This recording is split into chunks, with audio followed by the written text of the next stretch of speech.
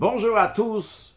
On a entendu déjà plusieurs fois dernièrement que nous sommes la dernière génération de l'exil et donc nous sommes la première génération de la délivrance puisque tout le travail qu'on devait faire a été fait et maintenant on est prêt pour accueillir le Mashiach. Aujourd'hui, répétons une sikha, un discours que le rabbi a dit en 1991, 5752, la paracha de Vayeshev. Et tout d'abord, quelques questions qui ne sont pas spécialement liées l'une à l'autre. Tout d'abord, en effet, le rabbi a dit plusieurs fois que nous sommes la dernière génération de l'exil, la première génération de la délivrance. Mais il y en a qui demandent où est-ce qu'on voit aujourd'hui que le monde est plus prêt à la délivrance que dans les générations précédentes. Lorsqu'il s'agit de la venue de Mashiach, cela ne suffit pas qu'une personne ou un groupe de personnes dans une petite partie du monde, dans une partie du monde, vont être prêts. Mais il s'agit ici que le monde entier va être prêt. Où est-ce qu'on voit aujourd'hui dans notre génération, plus que dans les générations précédentes, que le monde est prêt? Ça, c'est une question. Une deuxième question, est-ce qu'il y a quelque chose de positif dans le fait que le peuple juif est éparpillé sur terre et dans notre génération, encore plus que jamais, un juif il se trouve ici, un là-bas, ce n'est pas du tout concentré comme c'était dans les générations précédentes. Encore une chose, troisième chose, dans le prophète Ovadia, il parle de la rédemption lorsque Mashiach va venir, donc de la fin des temps. Et il parle de l'exil qui a commencé avec des juifs qui sont partis aussi, entre autres, en France. Mais tout en parlant de la délivrance, il parle de la France. Pourquoi le prophète a besoin de parler de la France alors qu'on parle de la délivrance? C'est 2000 ans après que l'exil a commencé. En effet, les Juifs ont été exilés au début, certains sont partis en France. Pourquoi la délivrance est liée aussi avec la France dans le prophète Ovadia? Quatrième chose, comme on a dit, les questions n'ont pas de rapport l'une avec l'autre. Pourquoi, en 1974, le président de la France a changé l'hymne, a ralenti le ton de la Marseillaise? Cinquième question, est-ce que c'est bien de propager des miracles? Un miracle, est-ce que c'est bien de le propager? Il vaut peut-être mieux le garder pour soi-même, pas en faire une grande histoire, etc. Eh bien, l'explication à toutes ces questions est la suivante. Tout d'abord, nos sages disent que Tzedaka asa kadosh baruch hu leIsraël shepizran ben haumot, que Dieu a fait une charité, du bien au peuple juif qui les a éparpillés parmi les nations. Qu'est-ce qu'il y a de bien dans cela? À première vue, lorsqu'un juif se trouve ici, un autre se trouve là-bas, etc., c'est une chute, une descente. Ils sont mefuzar mefor ben ha'amim, les juifs sont éparpillés parmi les nations. Il vaut mieux qu'ils soient tous ensemble. Mais pourtant, le Talmud nous dit que c'est une tzedaka, c'est une charité, c'est du bien que Dieu a fait au peuple juif, qui sont éparpillés. Où est ce bien? Dans la Chassidoute, c'est expliqué. Le bien qu'il y a dans cela, c'est que chaque endroit où le juif il va là-bas, eh bien, il va se comporter en fonction des coutumes de l'endroit, du pays, de la ville, des gens, du climat, du style, de la mode, que les gens sont là-bas. Attention! Il ne s'agit pas ici de se comporter un comportement que la Torah interdit de faire. Mais c'est lorsqu'un juif il arrive dans un endroit et avec la mentalité de l'endroit, avec le style de l'endroit, il fait quelque chose de juif, du judaïsme, etc. dans cet endroit, eh bien par cela, il a élevé l'endroit. Le juif s'est habillé dans cet endroit. Ce n'est pas qu'il était ailleurs et il a influencé sur cet endroit. Il a élevé cet endroit. Qu'est-ce que ça veut dire élever cet endroit? Nos sages disent Lohigla kadosh baruch hu, que Dieu a mis en exil les Juifs parmi les nations, ella kedeshitosu alem gerim, pour que des convertis vont se rajouter sur le peuple juif. Dans la Chassidoute, c'est expliqué le sens profond de ces paroles de nos sages, qu'il ne s'agit pas seulement des convertis, mais surtout des étincelles divines qui se trouvent dans la matière dans le monde entier. C'est-à-dire que lorsque Dieu a créé le monde, Dieu a mis des étincelles divines, du divin, du bien dans la matière qui est éparpillée dans le monde entier. Et lorsqu'un juif va aller dans un endroit et là-bas va faire ce qu'il doit faire, eh bien par cela il va élever cet endroit, que cet endroit va devenir un endroit de kedusha, de sainteté. Et pour que l'endroit va bien s'élever, pour cela il y a besoin que le juif vienne et habite sur place dans cet endroit-là, qu'il s'habille dans l'endroit, dans les coutumes de l'endroit. Et à ce moment-là, cet endroit-là va s'élever à la kedusha, à la sainteté. Donc on comprend le positif qu'il y a dans ça, que les juifs sont éparpillés de partout. Parce que dans chaque endroit où le juif va, et là-bas, c'est pas la même coutume et la même manière de se comporter dans l'autre endroit. Eh bien, quand il va bien se comporter comme il faut dans chaque endroit, eh bien par cela, il va élever la matière de tel endroit, de l'autre endroit, etc. On comprend donc que dans notre génération, que notre génération est la génération la plus éparpillée qu'il n'a jamais eue. Parce qu'avant, les Juifs étaient en terre d'Israël, autour de la terre d'Israël. Et même après, un peu plus tard, lorsque le peuple juif est parti en exil, ils étaient essentiellement sur la partie haute du globe. Ce qu'on appelle la partie haute du globe dans la Torah, attention, ce n'est pas le globe que vous avez chez vous à la maison, à moins que vous avez déjà fait un globe d'après la Torah chez vous à la maison, mais c'est que sur le globe, en haut du globe, prenez un ballon, vous mettez la terre d'Israël tout en haut. La terre d'Israël est la plus haute de toutes les terres. Et donc tout ce qui est du côté de la terre d'Israël, eh bien cela est la partie supérieure du globe. La partie inférieure du globe, l'Amérique, l'Australie, etc., là-bas, il n'y avait pas des Juifs dans la partie inférieure du globe. Et dans notre génération, il y a des Juifs de partout, ils sont éparpillés dans tous les coins du monde, comme ça n'a jamais été dans les générations précédentes. Et le positif qu'il y a dans cela, c'est lorsqu'un Juif, il va dans chaque endroit et il élève cet endroit en fonction des coutumes de l'endroit. Et bien par cela, il a élevé encore une partie du monde. Et par cela, il fait le but de la création du monde, que Dieu a créé ce monde pour avoir une dira betartonim, une demeure ici-bas. Le mot tarton en hébreu au singulier veut dire bas. Tartonim, ça veut dire des bas. Il y a plusieurs endroits qui sont bas. Et chaque endroit a sa bassesse, entre guillemets. Et chaque endroit, il a ce qu'il faut élever. Et lorsque les Juifs se trouvent de partout dans le monde, comme dans notre génération aujourd'hui, ils se comportent comme la Torah le demande de faire. Et là-bas, ils ouvrent des institutions de Torah, des institutions de prière, des institutions de charité, des synagogues, des lieux d'études. Eh bien, ils élèvent cet endroit-là. Et dans notre génération, ça a été fait comme dans aucune génération, que dans le monde entier, il y a toutes ces institutions et tout ce bien, et tous les Juifs qui se comportent dans les coutumes du pays, les coutumes permises du pays, qui les élèvent à Dieu. Ça, c'est quelque chose d'exceptionnel qu'il y a dans notre génération. Si on réfléchit même un tout petit peu sur cela, on réalise comment notre génération est une génération qui est exceptionnelle et comment le monde entier il est prêt pour la délivrance, vu que le monde entier a été élevé pour le service de Dieu. Et si on veut focaliser de manière plus précise, on peut voir cela en regardant la France. La France était un endroit qui était extrêmement bas. À l'époque du Admour Hazaken, le premier rabbi de Chabad, Rabbi Schneur Zalman, lorsqu'il y a eu la guerre de Napoléon en 1812, Rabbi Schneur Zalman a tout fait pour que Napoléon va perdre la guerre. Et Rabbi Schneur Zalman a expliqué pourquoi. Il a dit que si Napoléon va gagner, vrai, les Juifs seront certainement plus riches, mais ils vont se détacher de Dieu. Leur cœur va s'éloigner de Dieu. Par contre, si Alexandre, donc le tsar de la Russie, va gagner la guerre, vrai que le peuple juif va être rabaissé, mais leur cœur va se rapprocher de Dieu. Napoléon représente le mal.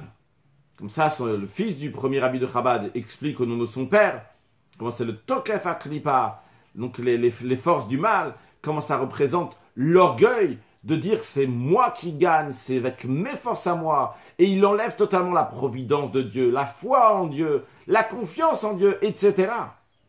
Et d'ailleurs, la révolution qui a eu en 1789, Tafkouf même tête, n'était pas juste une révolution, c'était une révolution idéologique qui a fait un changement, aussi bien en France que dans le monde entier, basé sur cette idéologie et basé toute la culture, le monde moderne dépend de cette révolution. Jusqu'à la révolution, il y avait un roi, une reine, ils faisaient comme ça leur montait à la tête, et la révolution était que maintenant, c'est les gens du pays qui représentent le pays. Eux, ils vont décider qui va diriger le pays, on va voter, etc. Qui va être à notre tête et nous représenter. Il n'y a pas un roi et une reine qui font ce qu'ils veulent. Alors, c'est vrai que d'un côté, ça rajoute dans le tzedek veyosher, dans la justice, dans le bien qu'il y a dans le monde. Mais, lorsque ce n'est pas basé sur des fondements donc, de Dieu, et bien au contraire, c'est l'esprit de liberté qui a amené Napoléon. La liberté aussi, donc, d'affranchissement, de ne pas faire ce que Dieu nous demande de faire, de ne pas avoir un joug sur soi-même, mais c'est la force, c'est moi-même. Eh bien, dans ces cas-là, c'est mauvais. C'est la raison pour laquelle que Rabbi Schneur Zalman était absolument contre la France. À tel point il était contre la France qu'il a prié que la France va perdre. Il a même juré à son fils que la France allait perdre.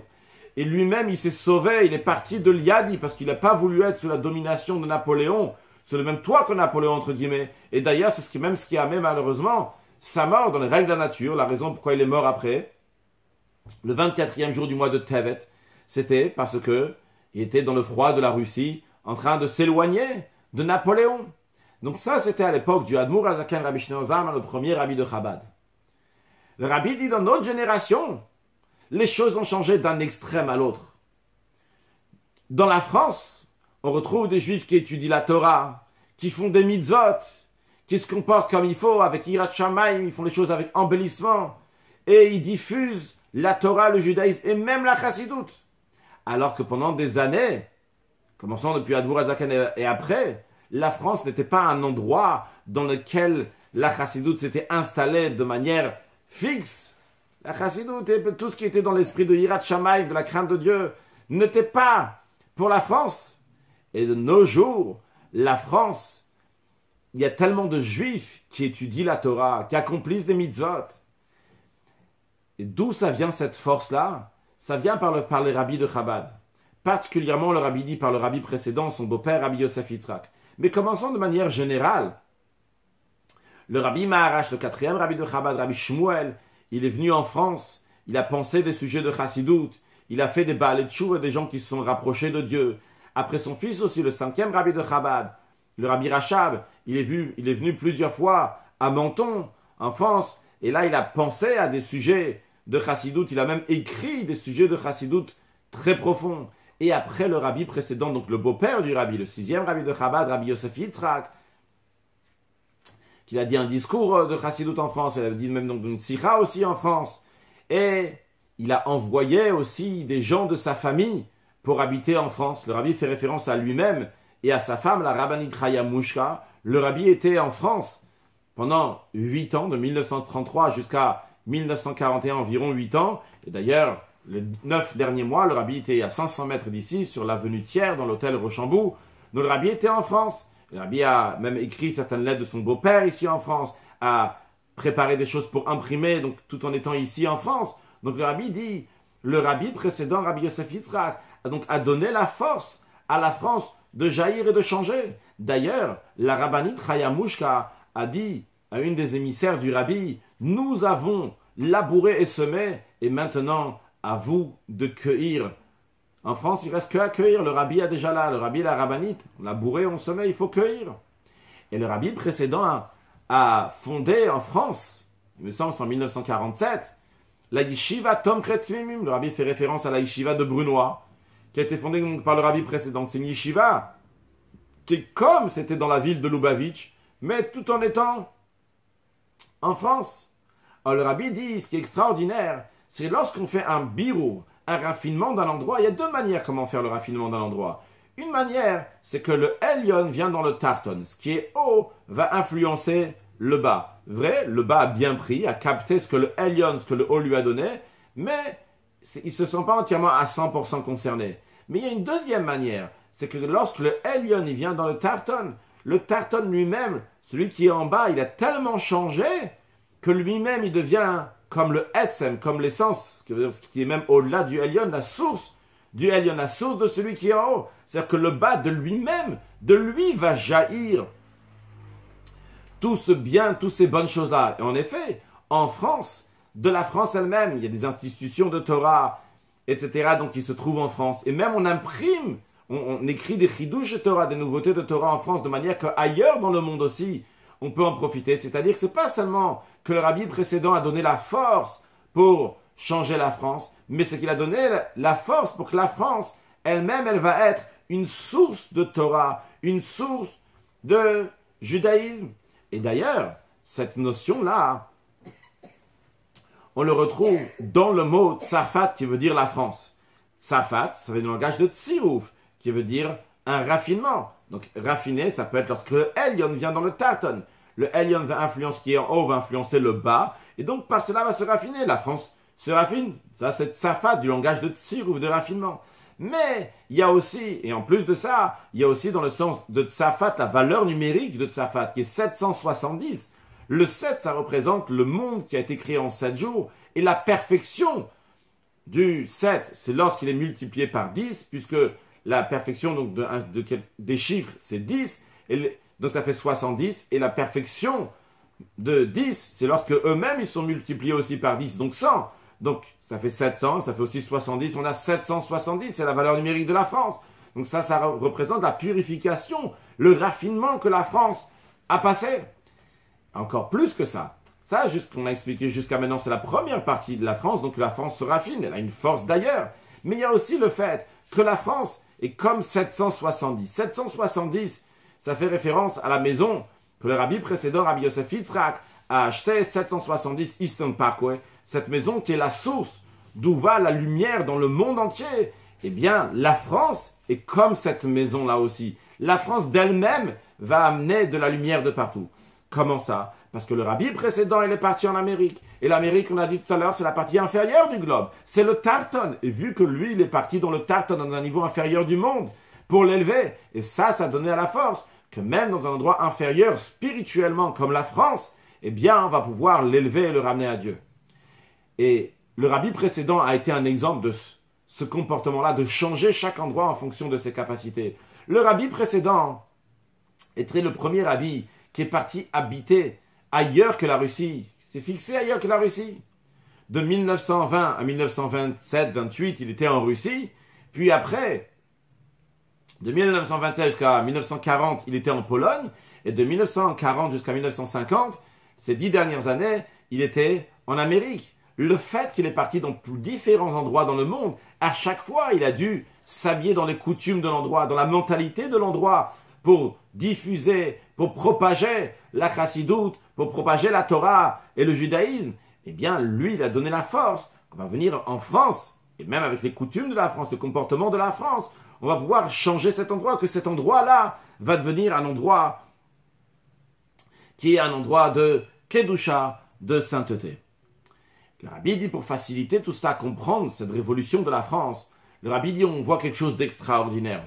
Et le rabbi dit d'ailleurs, le rabbi appelle ça un miracle, quelque chose donc qui est un miracle, qui est extraordinaire, et c'est une réponse aussi, le rabbi dit, pour ceux qui disent, où sont les miracles de nos jours, on ne voit pas de miracles.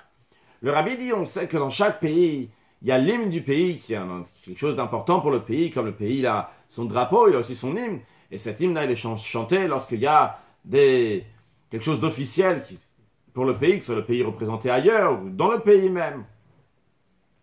Et le rabbi dit, à Simchat Torah Tafshin Lamed Dalet, en Simchat Torah 1973, donc en hébreu ça correspond à l'année 5734, il y avait un groupe de Français qui était là-bas, et le rabbi leur a enseigné Aderet ve'emuna lecha yolamim abin v'bracha lecha yolamim jusqu'à la fin. Shiva shevach lecha yolamim atir v'tiferet lecha yolamim. Donc ce poème de Aderet ve'emuna, dans lequel il y a tout l'alphabet de Aleph, première lettre de l'alphabet jusqu'à Tav, la 22e lettre de l'alphabet. Donc toutes ces lettres-là de l'alphabet qui ils sont chantées sur ce qu'on appelle la Marseillaise. Et cette année-là, dans la suite de l'année, toujours en Tafshin Lamed Dalet, en 5734, en français c'est déjà 1774, eh bien, le président de la France a radouci les notes de la Marseillaise. Pourquoi? Le rabbi dit, parce que chaque pays a un représentant spirituel dans le ciel.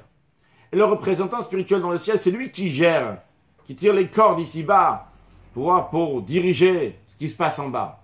Et ce dirigeant spirituel, il a vu que c'est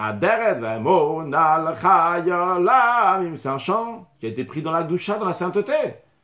Donc il a compris que c'était plus son chant à lui, vu que c'était plus son chant à lui. Eh bien, il a vu que c'est un chant que les chassidim chantent au Fabring, une réunion chassidique. Donc c'était déjà plus ce chant-là, il fallait changer le chant. Le rabbi il voit quelque chose d'extraordinaire, comme on a pris ce chant-là de la révolution, et qu'on a changé, que ça devient un chant qui est un chant chassidique. Le rabbi dit, pourquoi on parle de ça maintenant au Fabringen? Et particulièrement qu'un chassid, il peut dire, non, moi j'ai pas été éduqué à faire attention à ces choses-là, moi je dois étudier la Torah, j'ai pas le temps pour d'autres choses, même pas pour des miracles. Le rabbi dit tout d'abord, il faut avoir la conscience et le remerciement à Dieu pour le miracle qu'il nous fait. Et particulièrement lorsqu'on est dans la période de l'année de Hanouka, il faut pirsumeni ça, il faut diffuser le miracle. Quand on pirsumeni ça, il faut diffuser le miracle, eh bien il faut diffuser ce miracle-là aussi. Et le rabbi dit encore un point très essentiel. Le fait de remercier Akadosh Baruch ou de remercier Dieu, donner louange à Dieu pour le miracle qu'il nous fait, en plus du fait que c'est un remerciement à Dieu, mais c'est aussi important pour la venue de Mashiach, Tzidkeinu Bigula, Amitid Vashlema, la venue de Mashiach avec la délivrance. Où est-ce qu'on retrouve ça? Le Talmud dit que après que Chizkia, il avait été sauvé de Sancheriv, un roi qui voulait lui faire du mal, après que Chizkia était guéri de sa maladie, il n'a pas fait de cantique à Dieu. Il n'a pas remercié Dieu pour cela. Il n'a pas fait de shira.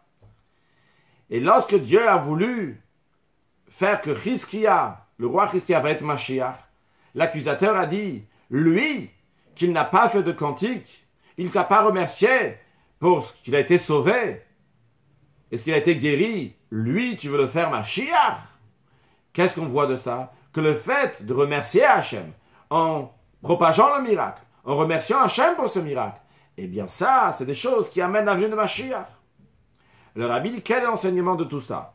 Puisqu'on est déjà après tout ce qu'il fallait faire, mais Mashiach la délivrance n'est pas encore venue, eh bien, il faut s'occuper à Pirsum Nissa, à diffuser le miracle. Qu'est-ce que ça veut dire diffuser? Intéressant la manière qu'on a eu présente, il dit de diffuser chez soi-même et chez l'autre.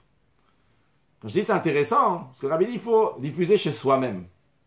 Et comme je le comprends, que c'est diffuser chez soi-même, dans la vie de tous les jours, ça nous arrive des miracles. Mais des fois on est tellement pressé, on ne prend pas le temps, la patience, un petit arrêt pour réfléchir. Mais c'est extraordinaire ce qui se passe avec moi. Il y a des miracles. Et quand on dit des miracles, on ne parle pas ici des choses... La mer, elle s'est ouverte. Et quand le rabbi parle de Aderet Ve'emuna, que la Marseillaise, elle a changé le ton, le rabbi appelle ça un miracle. C'est des miracles. Et on a plein de petits miracles qui nous arrivent tous les jours. Le rabbi nous dit, soit me fasse et me diffuse ça chez toi-même et chez l'autre. Mais chez toi, déjà, ouvre les yeux, réalise qu'il y a un miracle ici. Le rabbi dit donc diffuser chez soi-même et chez les autres. Et dans tout endroit, les miracles que Dieu fait avec nous, en sachant que ça, c'est lié avec la Géoula, à Mitid Vashlem, ça s'amène la Géoula. Et à plus forte raison, lorsqu'on est dans la période de Hanouka, que Hanouka, c'est diffuser le miracle, donc la fiole d'huile d'olive qui devait durer 1 jour, qui a duré 8 jours, et on allume les bougies de Hanouka de manière que tout le monde va être au courant qu'on allume les bougies de Hanouka. Alors le rabbi dit en plus du fait de faire ce qu'on appelle les mivtsaim, les campagnes de Hanouka, c'est-à-dire d'influencer un maximum de juifs qui vont allumer les bougies de Hanouka. Et d'ailleurs, c'est l'occasion de rappeler que si quelqu'un a un voisin, une voisine, un cousin, une cousine, un oncle, une tante, un ami, un ancien ami qui se rappelle, etc., qui peut-être il n'est pas au courant que c'est Hanouka, eh bien, lui donner un coup de fil pour l'appeler, pour lui rappeler que c'est Hanouka, aller le visiter, lui envoyer un message par tous les moyens qu'on peut envoyer aujourd'hui par les réseaux sociaux, rappeler à tout le monde que c'est Hanouka. Dès le premier soir de Hanouka, lui dire que c'est Hanouka, etc. Le rabbi dit en plus, donc des miftsaïm de Hanouka, campagne de Hanouka, le rabbi dit aussi de faire des réunions chassidiques tous les jours de Hanouka. Tous les jours de Hanouka. D'ailleurs, le rabbi dit que vu que dans l'idée, dans l'esprit de ce qu'on a dit, qu'il faut s'habiller dans chaque endroit en fonction de coutumes de l'endroit. Alors s'il y a des gens que tu vas dire un Fabringen, ils vont avoir peur d'un Farbrengen. Alors appelle ça, tu peux appeler ça autrement. L'essentiel, c'est de faire cette réunion tous les soirs de Hanouka. Qu'est-ce qu'on va faire dans ces réunions? Le Rabbi dit de parler des paroles de Torah, la partie dévoilée de la Torah, la partie cachée de la Torah, et de prendre des bonnes résolutions dans tous les sujets de Torah, mitzvot, de rajouter dans la lumière, et essentiellement de parler, de diffuser les miracles, aussi bien les miracles qu'il y avait à l'époque, mais aussi bien les miracles qu'il y a aujourd'hui. Alors, réponse à nos questions. Est-ce que le monde, il est plus prêt aujourd'hui? La réponse est oui. Il y a des juifs de partout qui s'habillent dans les endroits du monde, dans chaque endroit dans le monde, et ils élèvent cet endroit dans le monde. On comprend la réponse à la deuxième question. Est-ce que c'est bien? Il y a quelque chose de positif dans le fait que les juifs sont éparpillés? La réponse aussi est oui. Pourquoi le prophète, il parle de la France? Parce que la France est très importante. Elle joue un rôle extrêmement important.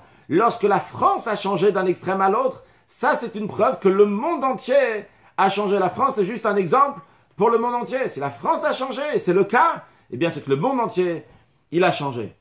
Pourquoi, en 1974, le ton de la Marseillaise a été changé? Parce que les chassidim ont pris ce chant-là, il est passé dans la doucha. Est-ce que c'est important de propager les miracles? Oui, c'est important de propager les miracles. Donc, il faut propager les miracles, diffuser à tout le monde